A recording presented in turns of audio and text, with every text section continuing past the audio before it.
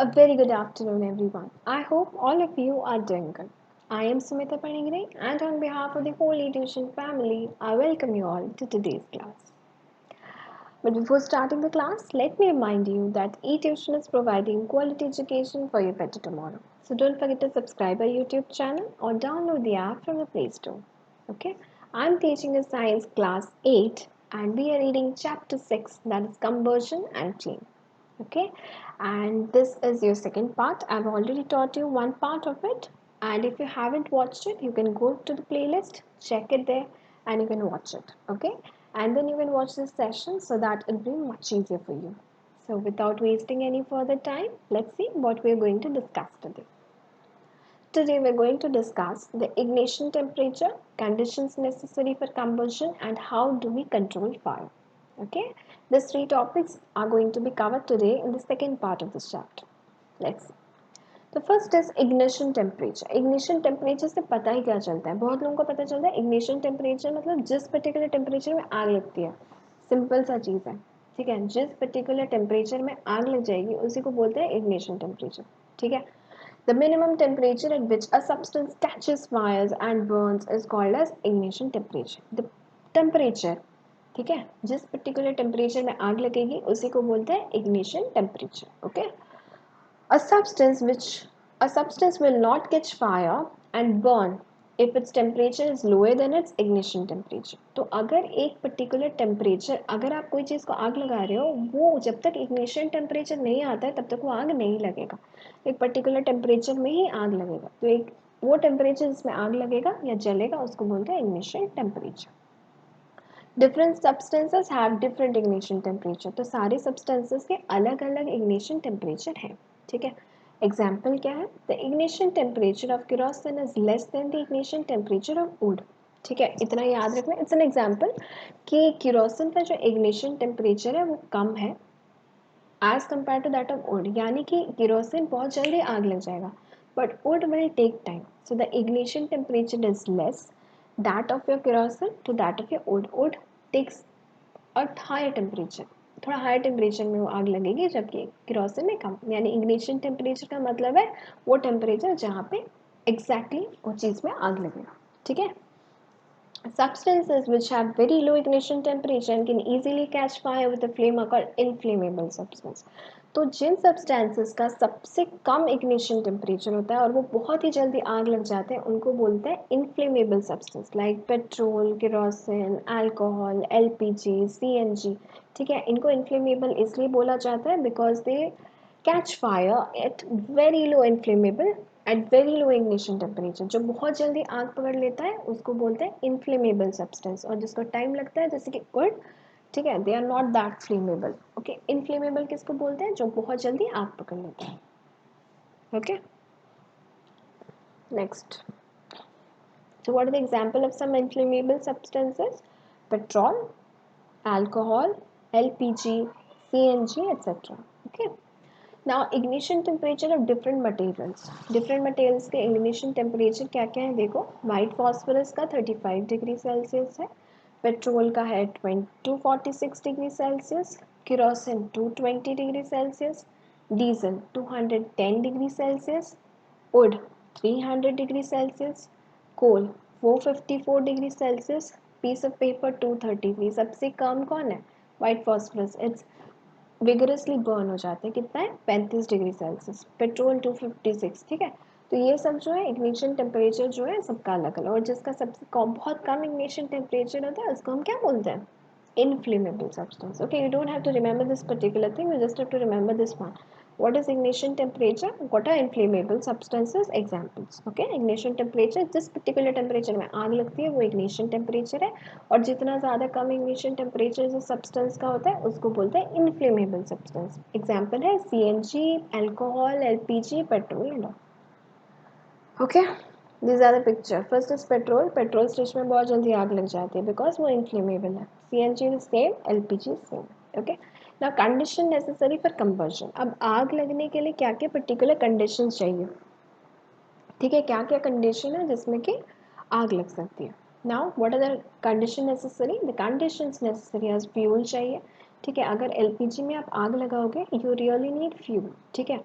क्योंकि उनका ignition temperature कम है, बहुत जल्दी आग लग जाएगा। Next, air to supply oxygen. हमने पिछले वाले ये में पढ़ा है एक्सपेरिमेंट में कि क्या है कि कैंडल जो होता है जब जब तक उसको ऑक्सीजन या एयर सप्लाई होता रहेगा तब तक वो बर्न करता रहेगा, और वंस उसका ऑक्सीजन सप्लाई हम बंद कर देंगे तो वो नहीं जलेगा। यानी कि for combustion you need fuel, air. Fuel चाहिए जिस जो आप जलाओगे। कैंडल में क्या फ्यूल है? वैक्स है, ठीक है, वैक्स उसका फ्यूल है, और एयर चाहिए उसको जलने के लिए, right.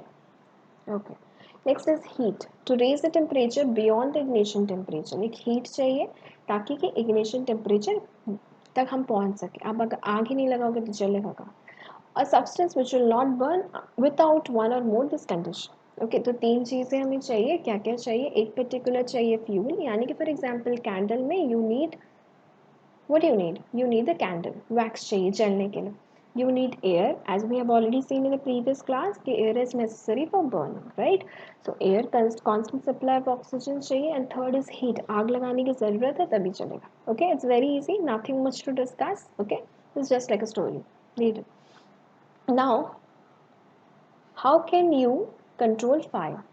Fire can be controlled by removing any one of more of these conditions. Okay, ठीक है, तो इधर आप एयर निकाल दो। तो हमें पता है प्रीवियस में हमने क्या किया था कि हमने एक कार्डबोर्ड लिया था और हमने उसको ढक दिया, तो कुछ टाइम के बाद एक्सटिंग्विश हो गया था। तो अगर आप एयर निकाल दोगे तो भी बंद हो जाएगा, फ्यूल नहीं होगा तो भी बंद हो जाएगा, आग निकालना बंद कर दोगे तो भी बंद हो जाएगा। So you need three things, that is fire, fuel and air.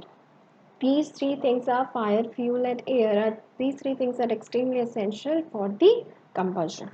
Now, a fire extinguisher cuts off the supply of air or bring down the temperature of fuel or both the controls of fire. यानी कि इन तीनों में से कुछ भी निकाल दो, air निकाल दो, फ्यूल निकाल दो, या फिर आपका पर्टिकुलर आप फायर बंद कर दो, तब भी आग नहीं लगेगा। ना कैसे कंट्रोल कर सकते हैं? कुछ मेथड्स हैं कंट्रोल करने के, ठीक है, through which we can control the fire. Now what are those? तो first is by using water. हम पानी डाल सकते हैं। अगर आपने देखा होगा आपका कपड़ा में अगर आग लग जाता है, आप उसमें अगर पानी डाल दोगे तो वो एक्सटिंग्विश हो जाता है. सो बाय दिस मेथड हम फायर को बंद कर सकते हैं. ठीक है, आग लगना, मेरे पास ऑलरेडी फ्यूल है, मेरे पास ऑलरेडी एयर सप्लाई है, लेकिन मैं अगर उस फायर को बुझा दूँ तो आग बंद हो सकता है, right. So water is the most common fire extinguisher. Okay, it can be use only when materials like wood, paper etcetera are on fire. ठीक है, कब यूज़ हो सकता है? कंडीशन क्या है? वुड, पेपर, कपड़े, ये सब फायर होने से ही वाटर होगा. और अगर आप इनफ्लेमेबल सब्सटेंस पेट्रोल में पानी डाल दोगे तो पेट्रोल और जलने लगता है. रीज़न इज दैट कि वहाँ पे वाटर से आपको ऑक्सीजन मिल जाती है. ठीक है, so only in these cases water can be used. Okay, water cannot be used if electrical equipments are on fire because water conducts electricity and can harm those trying to put on fire. तो इससे shock लग सकता है लोगों को. अगर electricity supply वाले में आग लग गई है, आप उसमें दे रहे हो, वहाँ से पास होकर आप तक आ जाएगा, आप मर जाओगे. Next, water cannot be used to put oil and petrol fires because they float on water and continue to burn. ठीक है, और उसका क्या रीज़न है? ऑयल वगैरह में ऑलरेडी पानी डाल भी दोगे तो आग जलती रहेगी क्योंकि ऑयल तो ऊपर रह जाता है. ठीक है, समझ रहे हो? So these are the methods. First is water डाल दो. छोटी मोटी चीज़ों में पेपर हो गया या वुड हो गया या फिर आपका कपड़ा हो गया, उसमें फायर एक्सटिंग्विशर के तरीके में यूज़ हो सकता है. इलेक्ट्रिकल इक्विपमेंट्स में नहीं हो सकता क्योंकि इसमें कंडक्शन ऑफ इलेक्ट्रिसिटी से शॉक लग सकता है, पानी से शॉक वेव्स पास होगा. और तेल में भी नहीं डाल सकते क्योंकि तेल में, क्योंकि water will actually supply oxygen via which you can, it will continue to burn. That's why जब कहीं तेल वगैरह फैक्ट्री में तब फायर extinguishers यूज़ करते हैं, water. Okay, this is the first method. And the second one is by using carbon dioxide. Okay, carbon dioxide is the best fire extinguisher to put out fire caused by inflammable substance like petrol, oil, electrical equipments. तो water आप छोटी चीज़ों में और electrical equipments और inflammable substance के लिए what we use? Fire extinguishers. Okay. Carbon dioxide is heavier than air and covers the fire and cuts off the supply of oxygen and puts out fire. How it really works? क्या होता है fire extinguisher bottle में? जो लाल colour का होता है उसमें carbon dioxide store होता है. तो कार्बन डाइऑक्साइड का जो वेट होता है वो ऑक्सीजन से ज़्यादा होता है. तो क्या करता है कि ऑक्सीजन का कट ऑफ कर देता है. यानी हमें क्या चाहिए कंबर्शन बंद करने के लिए? इधर ऑक्सीजन बंद करना पड़ेगा, फ्यूल, या फिर आपका आग लगा बुझाना कम पड़ा हो. तो यहाँ पे क्या करना पड़ेगा हमें? कार्बन डाइऑक्साइड क्योंकि बहुत हैवियर होता है और आपका एयर से तो वो कवर कर देगा, ऑक्सीजन सप्लाई नहीं करेगा और आग बुझ जाएगी। ठीक है। Carbon dioxide is shorted stored at high pressure as liquids in cylinders. आपने देखा है वो लाल कलर का जो सिलेंडर में स्टोर किया जाता है, that is none other than carbon dioxide. ठीक है, उसको स्टोर किया जाता है, उसको आग लगने पे यूज किया जाता है because it can extinguish the fire by that of covering the supply of oxygen, stopping the supply of oxygen. तो क्या क्या केमिकल्स यूज होते हैं? Sodium bicarbonate that is baking soda, potassium bicarbonate that produce carbon dioxide near the fire. ठीक है, तो इसमें क्या क्या होता है? सोडियम बाइकार्बोनेट, पोटेशियम का बाइकार्बोनेट को हाई प्रेशर में एक सिलेंडर में स्टोर किया जाता है और उसको नोजल ओपन करते ही जब भी आप डालोगे उस एयर ये के ऊपर, पेट्रोल के ऊपर, इन्फ्लेमेबल सब्सटेंस या फिर आपको पर्टिकुलर इलेक्ट्रिकल इक्विपमेंट के ऊपर, तो वो ऑक्सीजन की सप्लाई को कट ऑफ करके आग बंद कर देगा। Fine. So this was a very small one and I hope that you enjoy this one. Okay, so if you have got any doubt regarding this particular topic, let me know in the comment section below. I'll definitely answer. And और भी अगर आपको कोई भी doubt है तो आप पूछ सकते हो, मैं बता दूंगी आपको। ठीक है, so it's a very easy one कि कंबर्जन के लिए हमें क्या चाहिए, क्या हमने पढ़ा कि इग्निशन टेम्परेचर, पर्टिकुलर टेम्परेचर जिसमें आग लगती है वो है इग्निशन टेम्परेचर। इन्फ्लेमेबल सब्सटेंस जो कि बहुत ही कम इग्निशन टेम्परेचर में आग लगती है, like petrol, diesel and all. उसके बाद कंबर्जन के लिए तीन चीज़ें चाहिए आपको, फ्यूल चाहिए, एयर चाहिए और फायर चाहिए। इन तीनों में से कोई भी एक आप कट ऑफ कर दोगे तो आग बंद हो जाएगा, अदरवाइज ये तीनों की ज़रूरत है। जैसे कि कैंडल में वैक्स आपका होता है फ्यूल, आग आपकी होती है हीट आप देते हो, और जो होता है आपका ऑक्सीजन कांस्टेंट सप्लाई। तो इन तीनों में से कुछ भी एक बंद किया जाए और कैंडल नहीं जलेगा। ठीक है, और क्या क्या मेथड्स हैं कंट्रोल करने के लिए? फर्स्ट वाला हमने आज पढ़ा वाटर, जैसे कि छोटी मोटी चीज़ें आपकी पेपर, वुड वगैरह, कपड़े, इन सब में आप वाटर अगर डालोगे तो एक्सटिंग्विश हो जाएगा। But in electrical equipment never use water to extinguish it, otherwise वो कंडक्शन ऑफ इलेक्ट्रिसिटी से आपको शॉक लग सकता है। And inflammable substance, petrol diesel के केस में भी आप इसको यूज़ मत करना, otherwise it can catch fire. Okay, क्योंकि ऑयल फ्लोट ही करता रहता है, ऑयल का डेंसिटी कम है तो ऑयल वाटर के ऊपर फ्लोट करेगा और आग जलता रहेगा, नहीं बुझेगा। एंड उसके लिए हम इन्फ्लेमेबल सब्सटेंस और फिर इलेक्ट्रिकल में कैसे बुझाएंगे अगर आग लगे तो उसके लिए हमें कार्बन डाइऑक्साइड यूज़ किया है। कार्बन डाइऑक्साइड आपने देखा होगा, सोडियम बाइकार्बोनेट और हमने क्या, सोडियम पोटेशियम बाइकार्बोनेट जो होता है वो रेड कलर के सिलेंडर में हाई प्रेशर में स्टोर किया जाता है।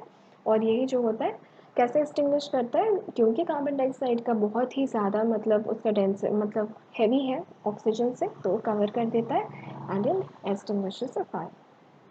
Okay, so I hope you understood the session. कोई भी doubt है, let me know in the comment section below. I'll answer. Until then, I hope I'll be seeing you in the next class with a new particular topic. Till then, have a good day and keep smiling. Bye.